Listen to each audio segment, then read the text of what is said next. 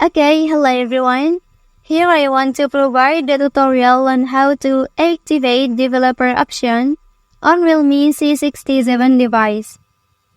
Okay, it is important to note that the developer options are intended for advanced users and developers.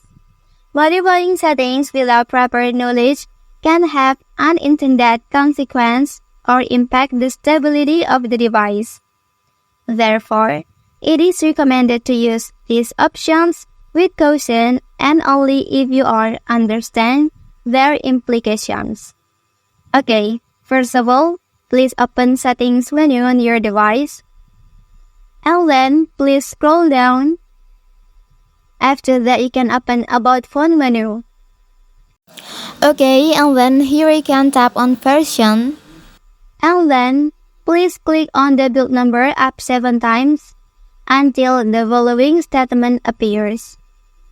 Well, and then to see the location of developer option on your device, you can go back and open System menu. Okay, and then the developer options on your device will appear here.